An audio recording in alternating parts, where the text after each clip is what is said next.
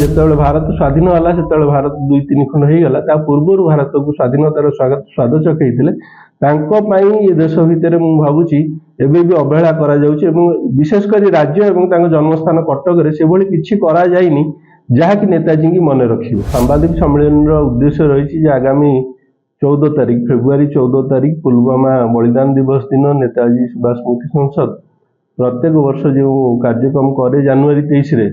ତାକୁ 23 ତାରିଖରେ ଆମେ କରିପାରିନଥିଲୁ ତ ସେଇଭଳି ଏକ ଦିନରେ ଆମେ ତାକୁ କରିବାକୁ ଯାଉଛୁ ଏବଂ ସେ ବ୍ୟାଖ୍ୟାନମାଳା ସହିତ ନେତାଜୀ ସୁଭାଷ ସ୍ମୃତି ସଂସଦ ଦୁଇଟି ନେତାଜୀଙ୍କ ନାଁରେ ସମ୍ମାନ ପ୍ରଥମ କରି ଆରମ୍ଭ କରୁଛି ଏବଂ ସେ ସମ୍ମାନ ଦୁଇଟି ଜଣେ ସାମରିକ ବ୍ୟକ୍ତି ଯାହାଙ୍କର ବଳିଦାନ ହେଇଥିବ ତାଙ୍କୁ ଏବଂ ଜଣେ ସମାଜର ସେବା କରୁଥିବା ବ୍ୟକ୍ତି ବିଶେଷ ନିଜର ପ୍ରଚେଷ୍ଟାରେ ଯେ ସେବା କରୁଛନ୍ତି ତାଙ୍କର କୌଣସି ଅନୁଷ୍ଠାନ ନାହିଁ ସେଭଳି ବ୍ୟକ୍ତି ବିଶେଷକୁ ଦେବା ପାଇଁ ଆମେ ଅନୁଷ୍ଠାନ ତରଫରୁ ଗୋଟେ ଅଭିଯାନ ଆରମ୍ଭ ହେଇଛି ଏବଂ ସେ ଦୁଇଟିର ପୁରସ୍କାର ଯେଉଁ ସମ୍ମାନ ଦିଆଯିବ ନେତାଜୀ ସୁଭାଷ ପରାକ୍ରମ ଚକ୍ର ଯେଉଁଠି ସାମରିକ ବ୍ୟକ୍ତିଙ୍କୁ ଦିଆଯିବ ଏବଂ ତା ସହିତ ଯିଏ ସେବା କରୁଛନ୍ତି ନେତାଜୀ ସୁଭାଷ ସେବା ସମ୍ମାନ ନାଁରେ ଏ ଦୁଇଟି ସମ୍ମାନ ଦିଆଯିବ ଏବଂ ସାମରିକ ସମ୍ମାନଟି ଯେଉଁଠି ଅଛି ଯିଏ ବଳିଦାନ ଦେଇଛନ୍ତି ଦେଶ ପାଇଁ ପୁଲୱାମାର ଜଣେ ନିଆଳି କଟକ ଅଞ୍ଚଳର ଆପଣ ଜାଣିଥିବେ ନିଆଳିର ମନୋଜ ବେହେରା ତାଙ୍କର ମାତାଙ୍କୁ ଦିଆଯିବ ଏବଂ ତା ସହିତ ତାଙ୍କୁ ଏକ ଚାନ୍ଦିର ପଦକ ସହିତ କିଛି ଅର୍ଥରାଶିର ବ୍ୟବସ୍ଥା ମଧ୍ୟ ରହିଛି ସହାୟତା ପାଇଁ ତା ସହିତ ଯିଏ ବ୍ୟକ୍ତି ବିଶେଷ ସେବା କରୁଛନ୍ତି ତାଙ୍କୁ ମଧ୍ୟ ସେମିତି ଚାନ୍ଦିର ପଦକ ସହିତ ଆଉ କିଛି ଅର୍ଥରାଶିର ବ୍ୟବସ୍ଥା ରଖାଯାଇଛି। କାର୍ଯ୍ୟକ୍ରମ କଟକ ଶହୀଦ ଭବନରେ ଅଛି 14 ତାରିଖ ଦିନ 3ଟା ବେଳେ ଅଛି ଏବଂ ଆଧରେ ପ୍ରଖ୍ୟାତ ରାଷ୍ଟ୍ରବାଦୀ ବକ୍ତା ଅଛନ୍ତି ଗୌତମ ଖଟ୍ଟର ଯିଏକି ମୁଖ୍ୟ ବକ୍ତା ଭାବରେ ସେଦିନ ଆମ ସହିତ ଯୋଡ଼ି ହେଉଛନ୍ତି ଆପଣମାନେ ସୋସିଆଲ ମିଡ଼ିଆ ମାଧ୍ୟମରେ ତାଙ୍କ ବକ୍ତବ୍ୟ ସଦାବେଳେ ଦେଖିଥିବେ ରାଷ୍ଟ୍ରର ଗୋଟେ ଜାଗରଣ ସୃଷ୍ଟି କରିବା ଯୁବମାନଙ୍କ ଭିତରେ ତାଙ୍କର ଗୋଟେ ଲକ୍ଷ୍ୟ ରହିଛି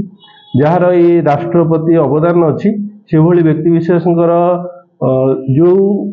ଇତିହାସଟା ଲୁଚି ଯାଇଛି ସେଭଳି ଜିନିଷ ସମାଜ ପାଖରେ ରଖିବା ତାଙ୍କ ଆଣିବାର ବକ୍ତବ୍ୟ ରଖିବାର ମୂଳ ଲକ୍ଷ୍ୟ ରହିଛି ଏବଂ ସମାଜକୁ ଆମର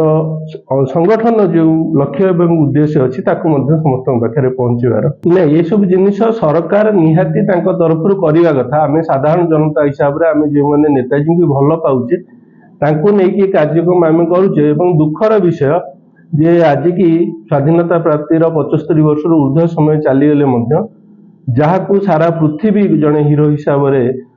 ନାୟକ ହିସାବରେ ଜାଣୁଥିଲା ଏବଂ ଯିଏ ଭାରତକୁ ଅଖଣ୍ଡ ଭାରତକୁ ପ୍ରଥମ ସ୍ୱାଧୀନତା ସ୍ୱାଦ ଚଖେଇଥିଲେ ଅଖଣ୍ଡ ଆମେ ସଦାବେଳେ କହୁଛୁ ଅଖଣ୍ଡ ଭାରତର ପ୍ରଥମ ପ୍ରଧାନମନ୍ତ୍ରୀ କାହିଁକି ନା ଯେତେବେଳେ ଭାରତ ସ୍ୱାଧୀନ ହେଲା ସେତେବେଳେ ଭାରତ 2-3 ଖଣ୍ଡ ହେଇଗଲା ତା ପୂର୍ବରୁ ଭାରତକୁ ସ୍ୱାଧୀନତାର ସ୍ୱାଦ ଚଖେଇଥିଲେ ତାଙ୍କ ପାଇଁ ଏ ଦେଶ ଭିତରେ ମୁଁ ଭାବୁଛି ଏବେ ବି ଅବହେଳା କରାଯାଉଛି ଏବଂ ବିଶେଷ କରି ରାଜ୍ୟ ଏବଂ ତାଙ୍କ ଜନ୍ମସ୍ଥାନ କଟକରେ ସେଭଳି କିଛି କରାଯାଇନି ଯାହାକି ନେତାଜୀଙ୍କୁ ମନେ ରଖିବ ଆମେ ତାର ପ୍ରଚେଷ୍ଟା ମଧ୍ୟ କରୁଛୁ ଦେଖାଯାଉ ଆଗକୁ କ'ଣ ଆପଣମାନଙ୍କ ସହଯୋଗ ଆବଶ୍ୟକ। এই ভিডিওটি আপনার কেমিতি লাগিলা কমেন্ট করে জানাতু। ধরিত্রী লাইভ র यूट्यूब এবং फेसबुक चैनल को सब्सक्राइब करंतु। अधिक खबर पाई लॉगिन करंतु www.dharitri.com।